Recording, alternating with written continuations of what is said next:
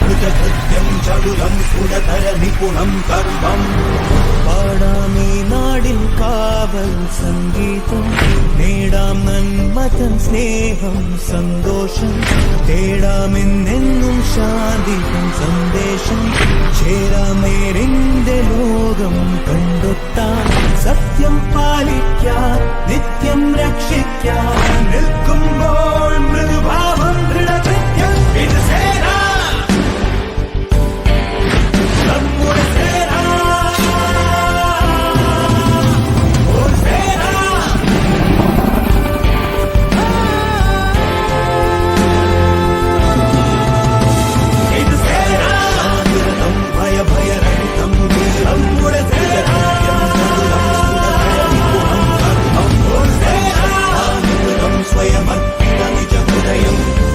കഠിനം ചലനം മൃദുരം പ്രിയവചനം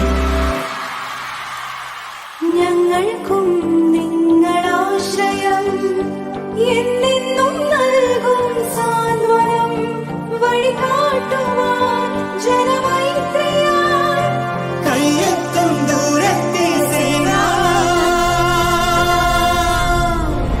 എന്നെഞ്ചിൻ കാവൽ സേന ശാന്തിരതം ഭയഭയരഹിതം വീരം മുഴകൃത്യം ചടുലം സ്ഫുടതര നിഗുണം ഭദ്രം അതിശക്താനിഗുണം സ്വയം നിജഹൃദയം കഠിനം ചലനം പ്രിയവചനം ശാന്തിരതം ഭയഭയരഹിതം വീരം മുഴകൃത്യം ചടുലം സ്ഫുടതര നിഗുണം കർമ്മം നമ്മുടെ സേന.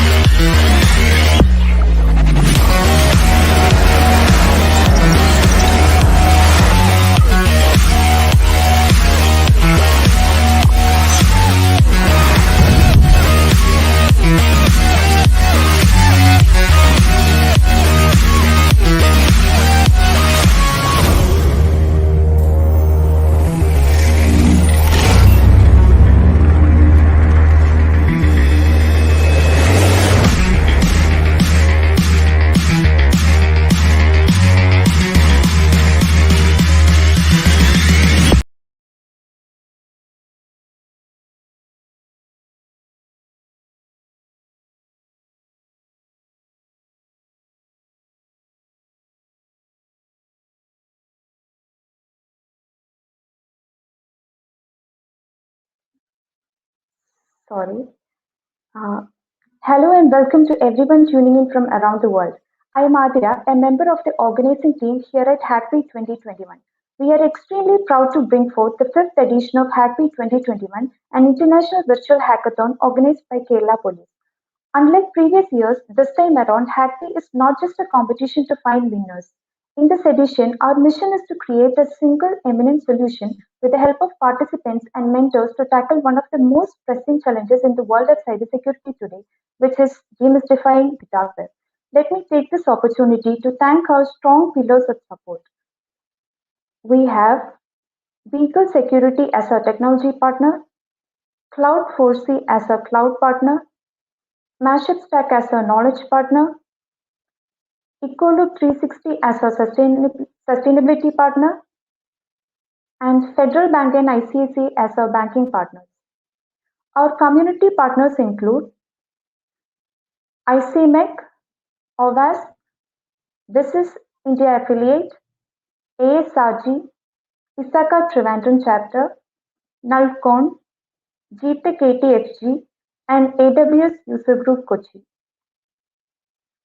We would also like to thank our partners, BeSafe, CloudSec, and vConsole. This event wouldn't have been possible without your strong backing. Thank you all for the support shown in organizing Hackweek. Today, we have our 13th live TED Talk on the topic Demystifying the Cloud-Native Application Security. And we are extremely delighted to have with us Ms. Vandana Verma, Security Solutions Architect at SNEAK. She is the Vice Chair of the OWASP Global Board of Directors. She leads diversity initiatives like InfoSec Girls. She is also the founder of InfoSec Kids. She has experience ranging from application security to infrastructure and now dealing with product security. She has been keynote speaker and trainer at various public events including Global OWASP AppSec events to Black Hat events to regional events like Besides events in India. Vandana is a member of Black Hat Asia Review Board as well as multiple other conferences including Grace Hopper India, OWASP AppSec USA to name a few. She is also one of the organizers of Besides Delhi. She has been the recipient of multiple prestigious awards like Cybersecurity Women of the Year Award 2020 by CyberSec Awards, Application Security Influencer 2020 by White Source, Global Cybersecurity Influencer among ITSEC Global's Top Influencers in Security and Fire category for 2019, Cybersecurity Women of the Year Award by Women Cyberjutsu Society in the category Secure Coder. She has also been listed as one of the top women leaders in the field of technology and cybersecurity in India by InstaSafe. She has trained over 10,000 plus diverse candidates in cybersecurity. Before I hand over to Ms. Vandana Verma, I would like to let the audience know that they can drop in their queries in the comment section on Happy's Facebook and YouTube channels. She will respond to your queries at the end of the session. It is with great enthusiasm that I invite Ms. Vandana Verma to shine some light on the topic Demystifying the Cloud-Native Application Security for the 13th session in this Tech Talk series. Ms. Vandana Verma, the stage is all yours, please. Thank you so much. I hope you can hear me fine. All right. So today we are going to talk about cloud native application security. And it's a big term. There is all sorts of ways in which we talk about modernizing security and such a depth on, but really what I'm trying to do here is I'll try to give you a big picture. There are different models and maybe iterate some key principles that we can all take help from along the journey when we are talking about modernizing or digitization. As we evolve security and applications, especially application security in this area. Now, I wouldn't go deep into it, especially my introduction, because she has given my introduction really well. Thank you. So today we are going to talk about the flow here. We are going to talk about first the kind of setting the stage about the context of digital transformation, and mostly again around key principles that we can take along the journey when we think about adapting cloud native application security. We'll dig into the first security or dev first security and how that's not just a different way of saying shift left. We'll talk about the cloud native apps. How do we secure their entire scope? And then we'll dig into some of the transformation itself and how we adapt to it. What do we need to change to deal with it? Now, this talk is just going to be 30 to 45 minutes talk.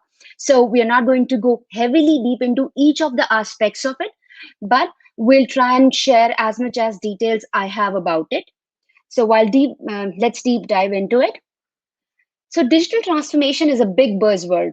Like every organization is talking about it. And the past 2 years or 1.5 years has shown us the picture that even the organizations which were not thinking about digital transformation, they had to move to cloud.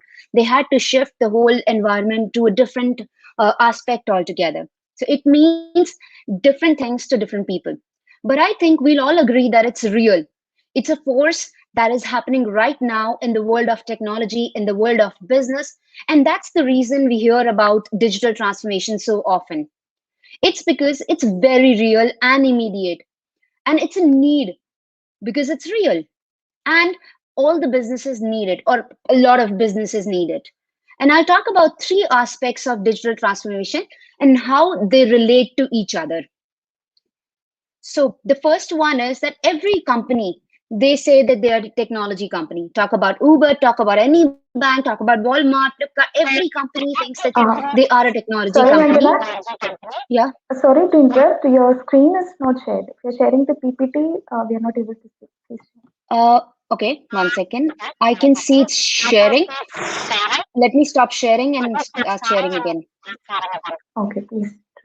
Oh, yeah, sure. So give me 1 second. Yes.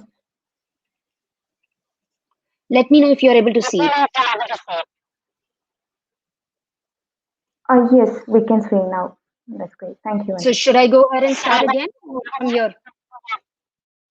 No, it would be fine. You can continue. Okay, perfect.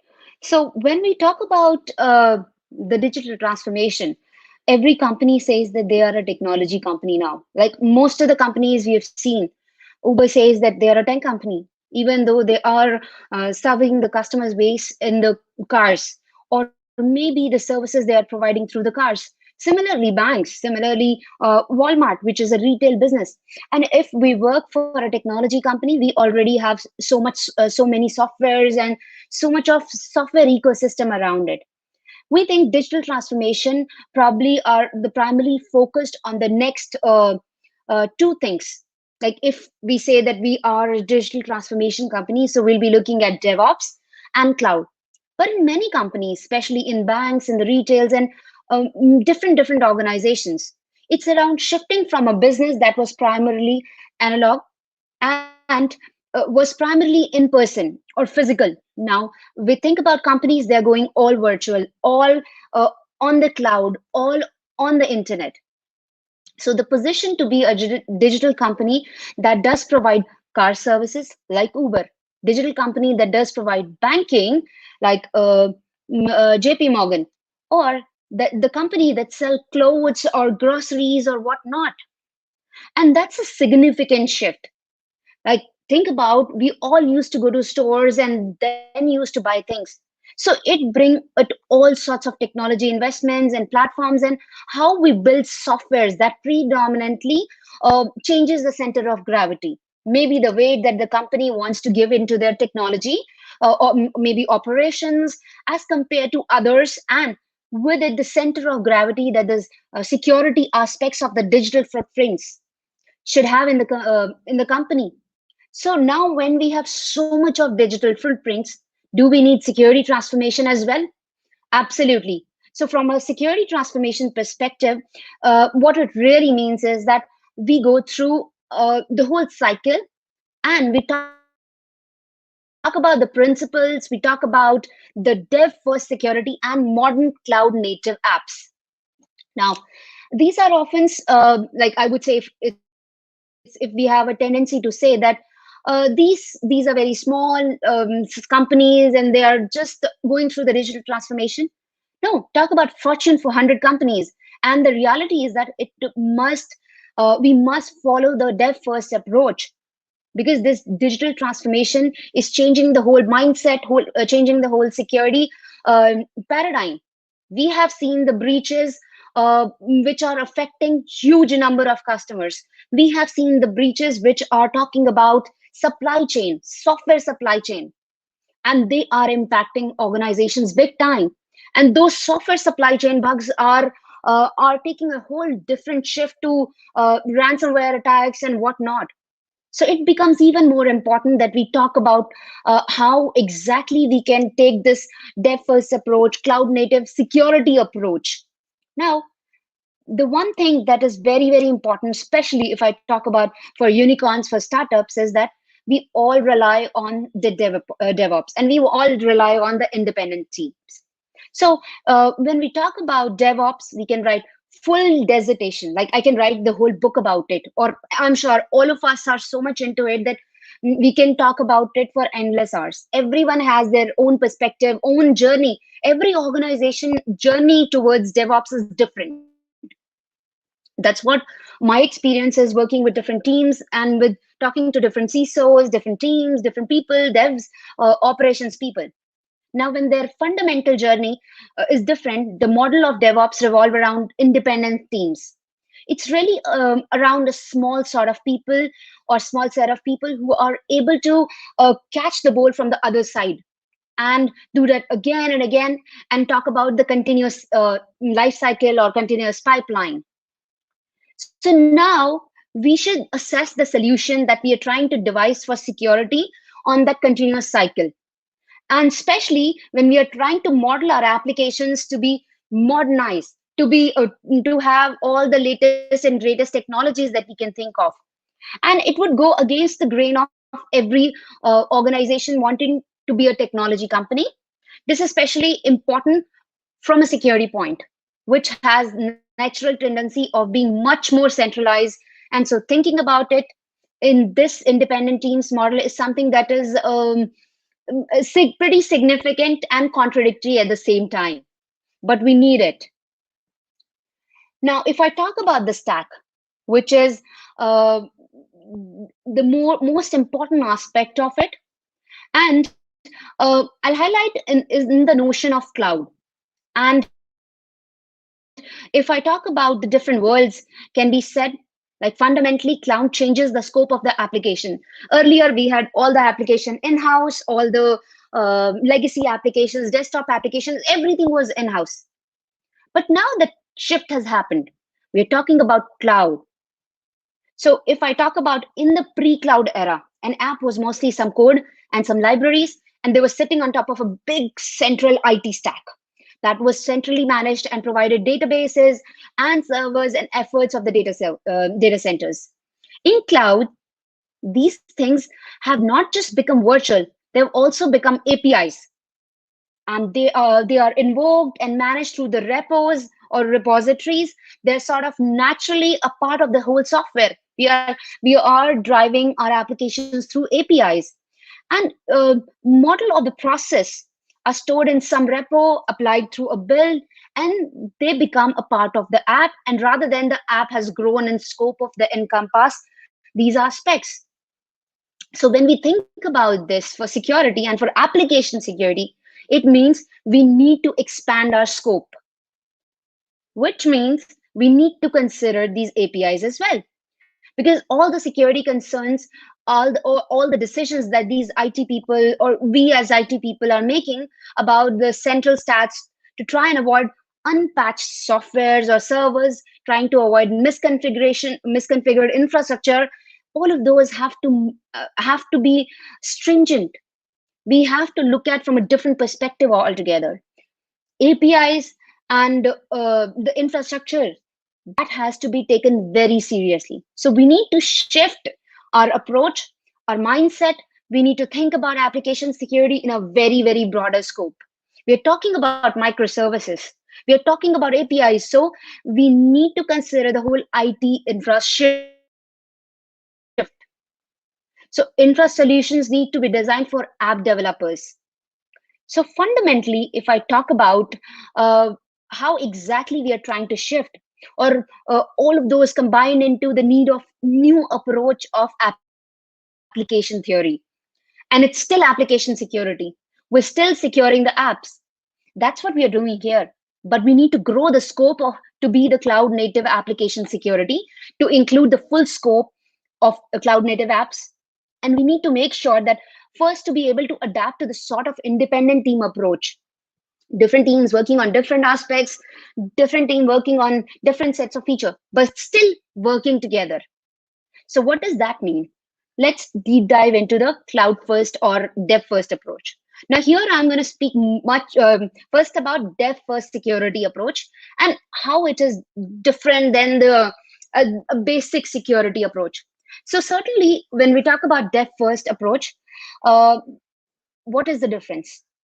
What's the meaning of applying security in similarly by the security people, or when we talk about enabling the developers? So developer for a security implies that they are going to start using security as a measure.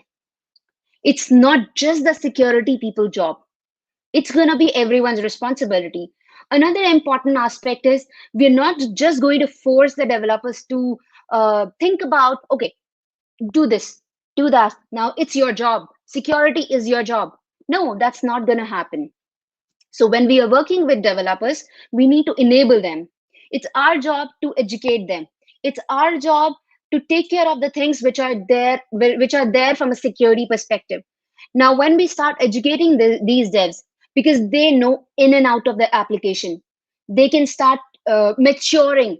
They can start implementing those security measures if they have an idea. Okay, this could go wrong. And especially if you talk about cloud native apps, which are actually born in the cloud, how would you secure them if you have no idea what's running in the background? So it needs devs intervention, wherein we are taking help from them, we are enabling them to think from a security mindset. So if I talk about, first is what does a developer know and what does an auditor know? So kind of the context of developer versus auditor. And at a high level, developers understand the app. They know the app far better than anyone, even the security person, an auditor. So they live and breathe the active build parts of the app. They understand the functionality, while an auditor, they understand the risks. They have seen the attacks. They've seen the vulnerabilities many a times. They understand what can happen with it. And that's the context, that's the world in which they can approach the same bit of information. Or maybe they can judge at the same bit of information through different ways. When we talk about from knowledge, when developers zooms out, they see different things.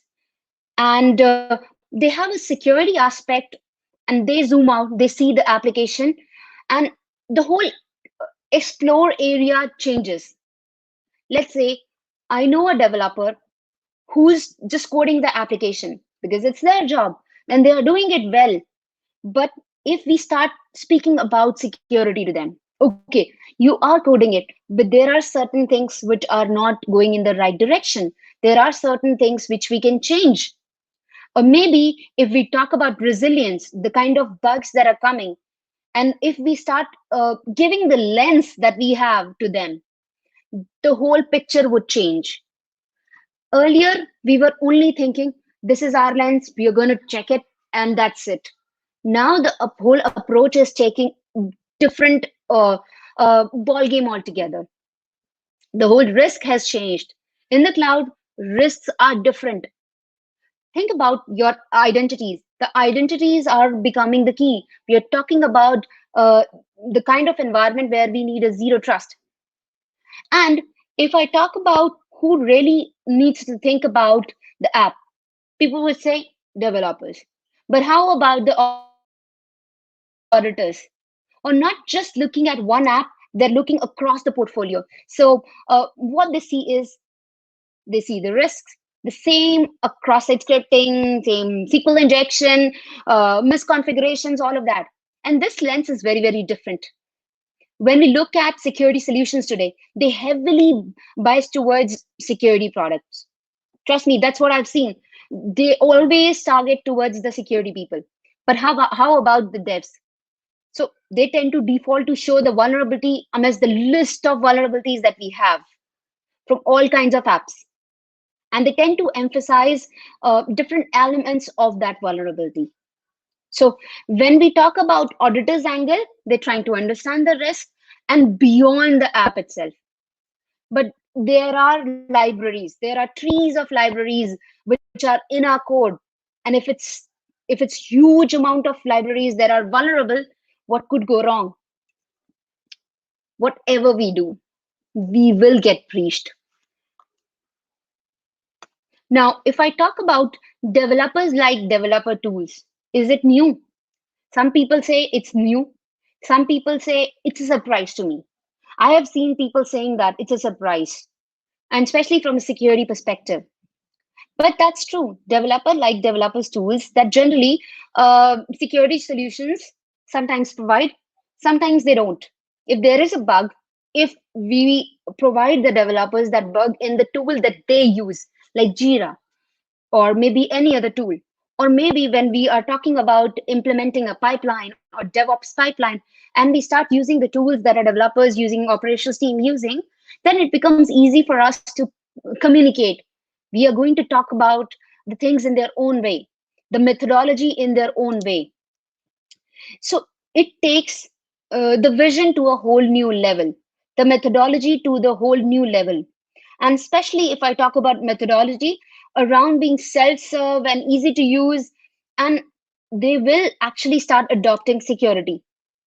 And if I talk about guidelines around the kind of developer experience versus the UX experience, so from the top of all of those, they relate to one another. They talk about the context which is similar. And especially if I talk about security, if security starts using the IDE tools which developers are using and educate them about bugs in their own language, the whole view changes, the whole landscape changes. Especially if we are building a solution for which is a security solution for developers, and we think we need to help them go to the market, we need to help them understanding that yes, the developers are going to help themselves, and security would just be considered as an SME, and they will come in when there's something which is stuck and not treated as or not considered as a bottleneck, which is a big thing. Because security has always been considered a bottleneck, and a lot of times it has been a bottleneck. And this model has been taken from the OpenView DevTools GTM playbook.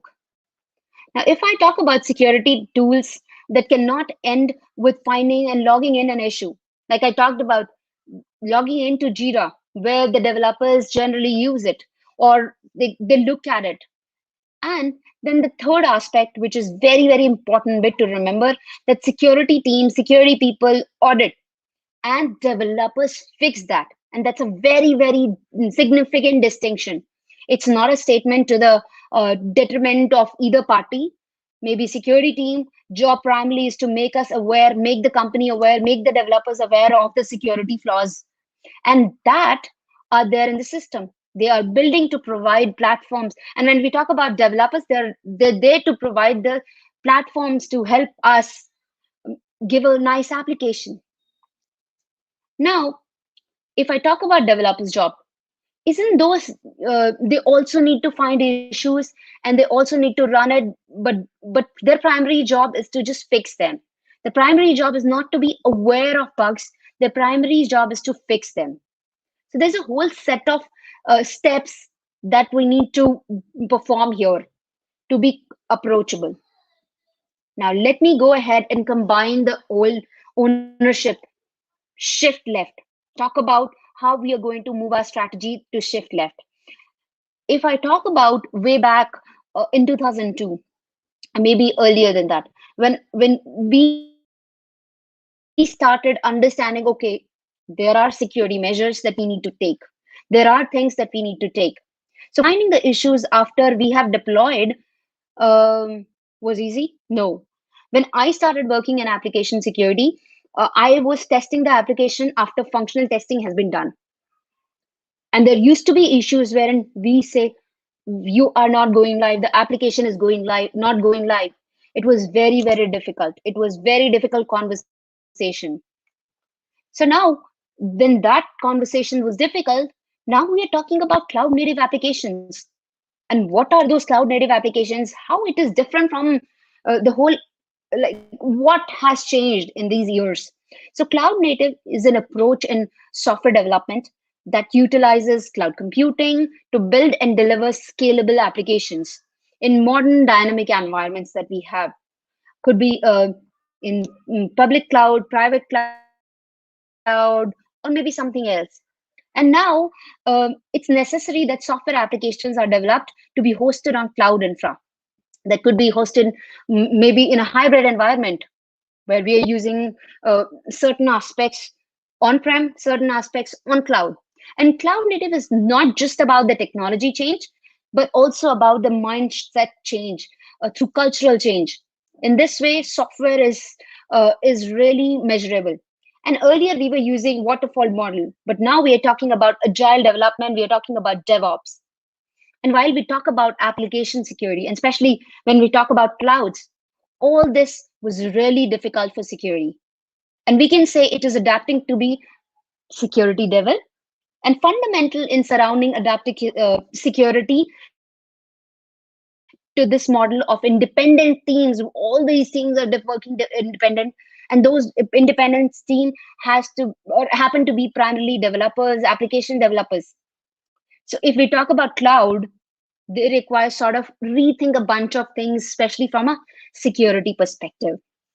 Now, I was thinking that what are the anchors that can provide cloud native application security? And especially cloud native applications have a different infra solutions need to be designed for app developers and not just IT platform DevOps. So this statement today, we have a repository, it has a full stack, everything around it sits in that. Before rethinking IT security and application security is not just something I'm going to cover it. So here, if we talk about in just simple terms, there are three anchors. And the first element is to remember that our infrastructure is in the repos. So this statement today, we have a repository. It has the full stack. Everything around it sits in that repo. Sometimes it's a neighboring repository, but our code is open source manifest. So we have containers, we have infrastructure as a code, we have open source code, and we have so much more. And we talk about container configuration. So how exactly it starts, how oftentimes perform files with all those things which are there in the repositories, and how do we handle them? How are these solutions going to be handled? It's when something got created in the refold, we can find in the builds, people are a bit more similar with what can we think about the fact that we have infrastructure in the repos. We are talking about spanning the whole infrastructure as a code. We're just using CloudFormation script. We are using all those scripts which are doing that. And still we are talking about shift left. We are talking about containers. We are talking about Kubernetes. So how are we going to adapt to it? So this specifically needs a whole mind change or rethinking of our way of working. And I think to the kind of try and bring it home. So if I need to give examples from a container security and maybe from infrastructure as a code, how could we do this? For example, container security is a good example of separating out base images. When we try to rethink container security from a dev first angle, we say that the distinction in is how the base image is managed, how it's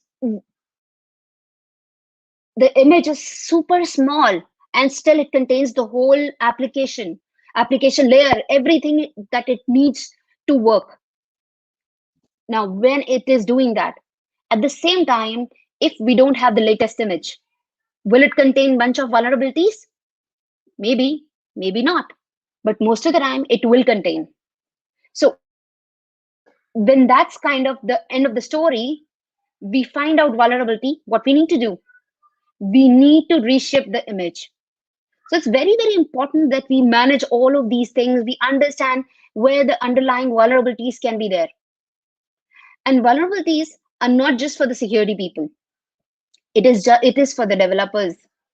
It's whenever we find the vulnerabilities, we have to fix them. And whether it come from a base image or maybe from somewhere else, whoever finds it. And I need to take the newer version of the base image or swap it with the Docker file or it which is there in the code.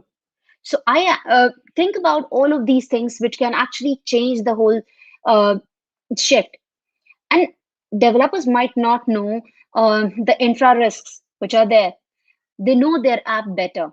So infrastructure as a code, we can think about it's a continuation of the information that we provide. So if we scan a telephone file and you find a vulnerability, what will happen?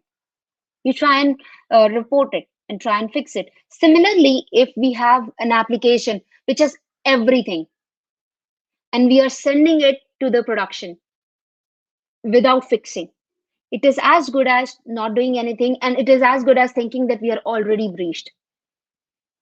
So there is another perspective that comes in from a developer angle that we can give it to them.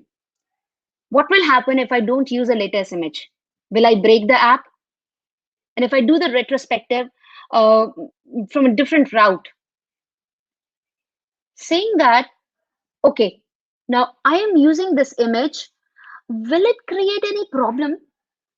Okay, there might be some minor problems.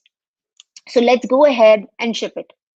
But in the end, there were certain other dependencies which made the vulnerabilities critical. Now the application has critical vulnerabilities. Again, what will happen?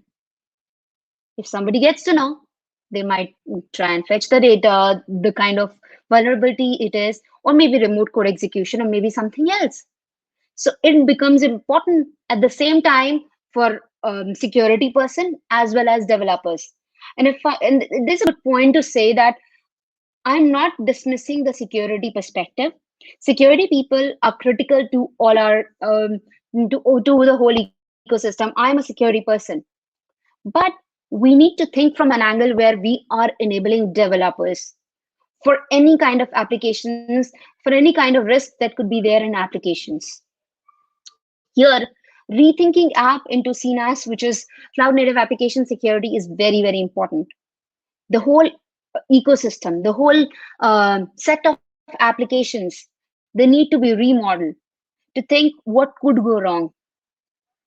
And another important aspect is that when we talk about how exactly we are talking about new scope, new skills. So the first thing to consider is the security organization itself.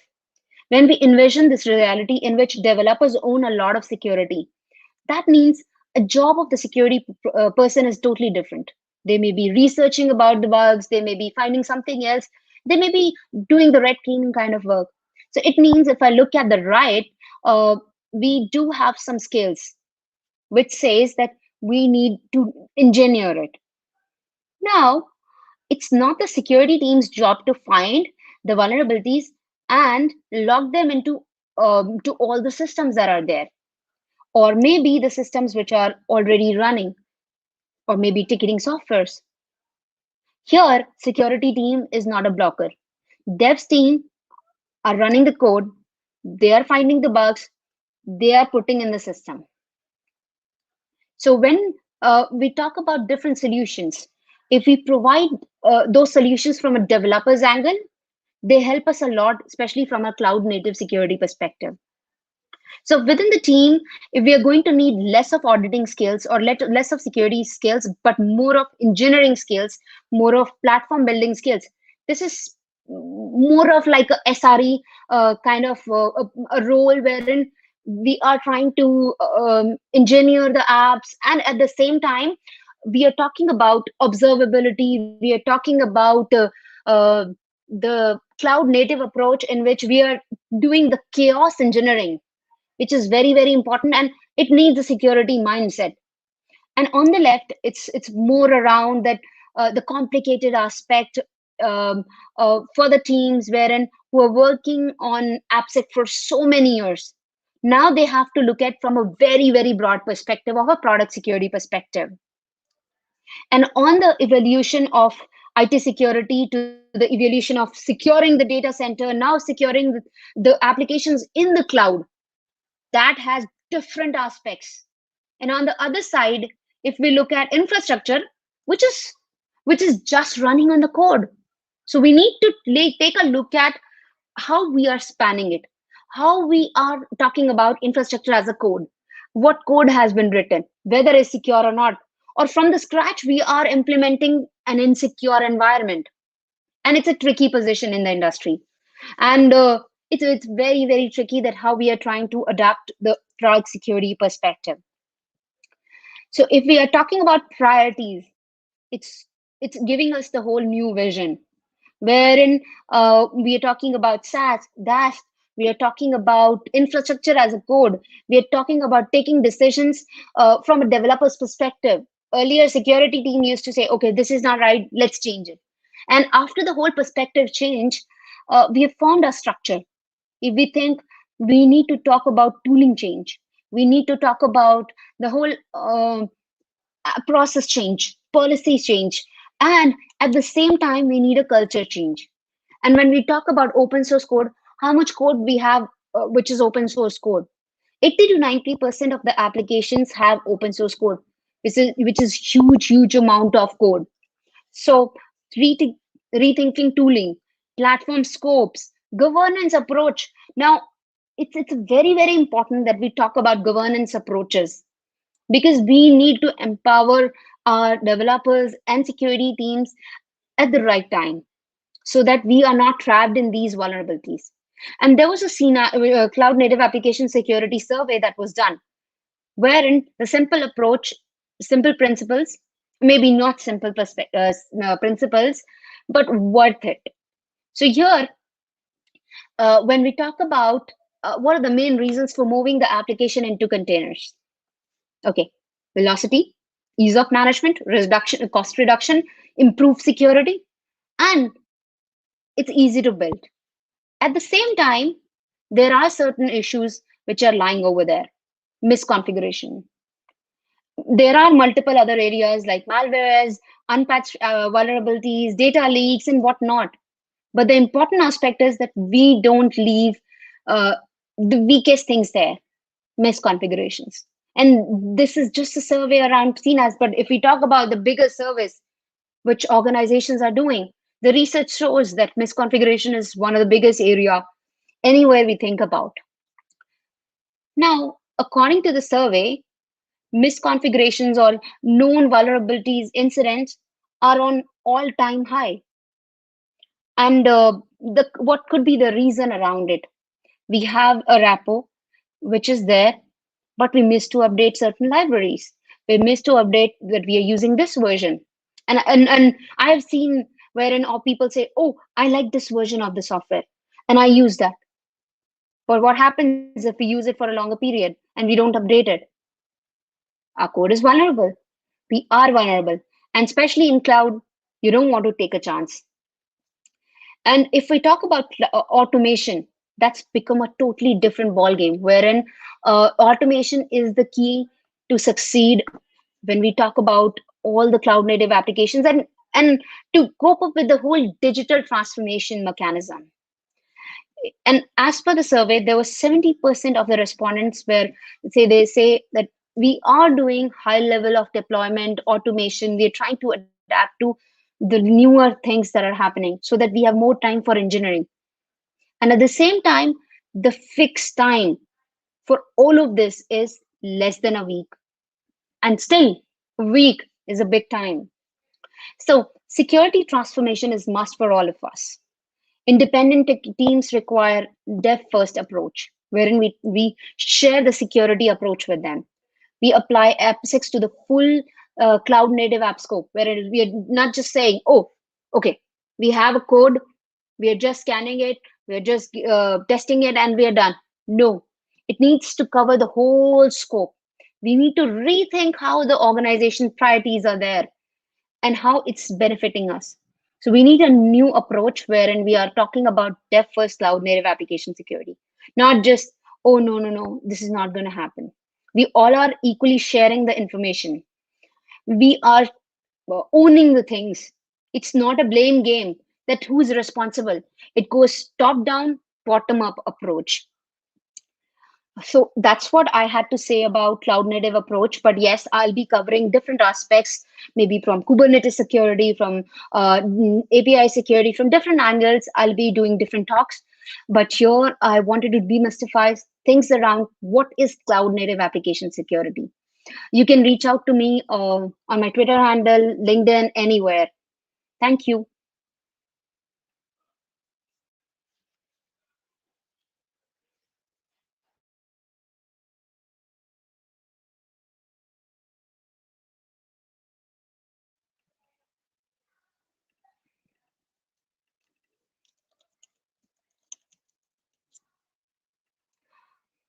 We can't hear you.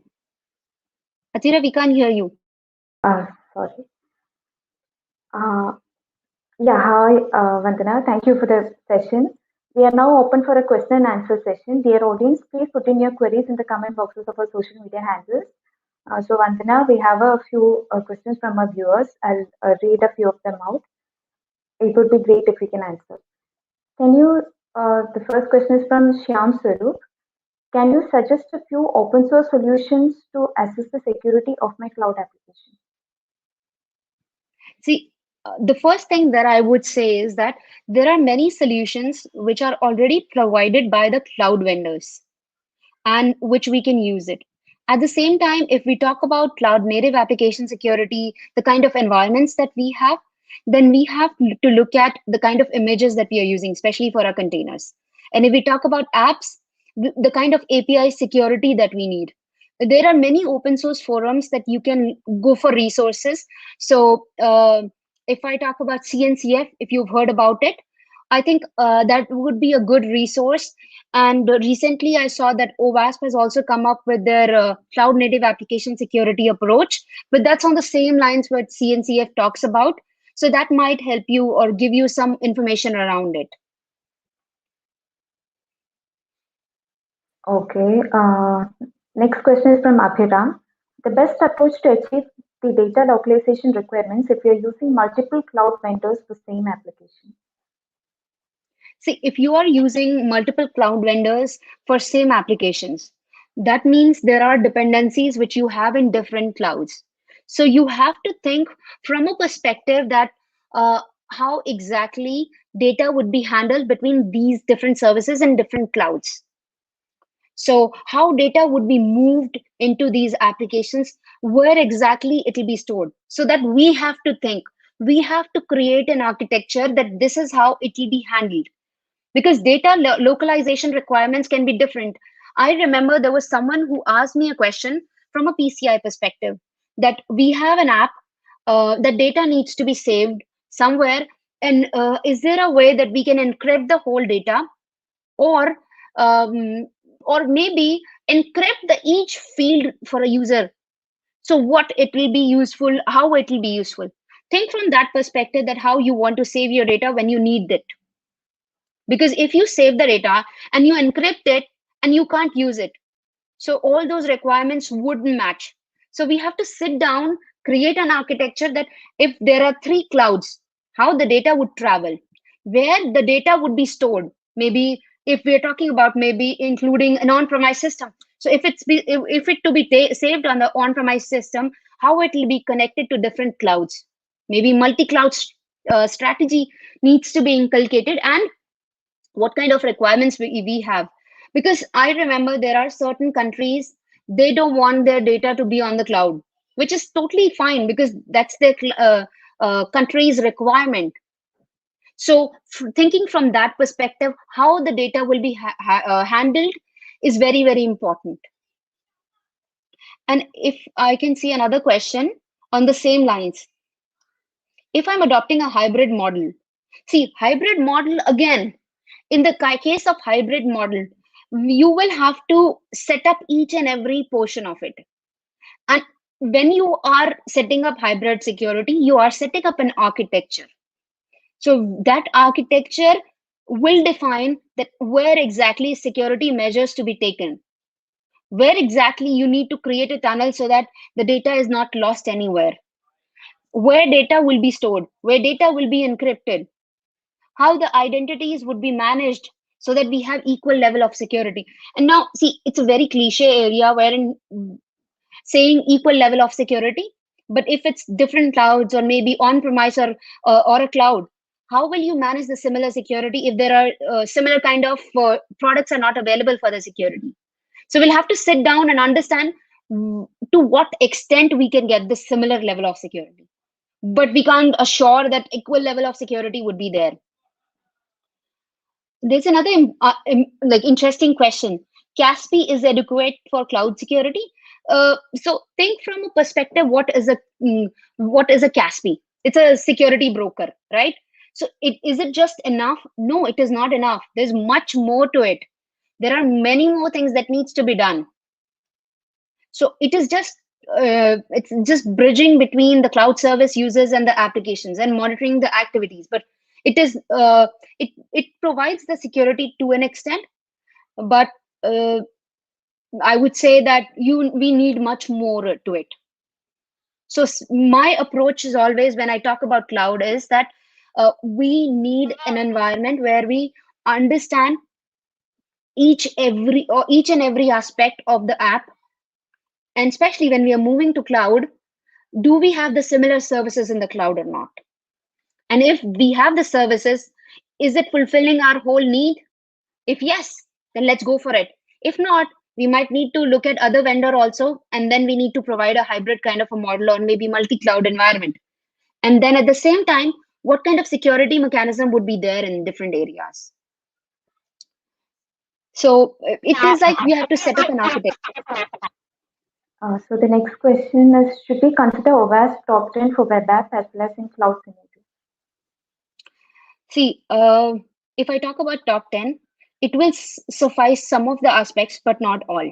To be very candid, even though I'm part of OWASP, but I would say that it's not going to suffice all of that. Now we have OWASP top 10 for API testing also. So we have to understand what our application contains.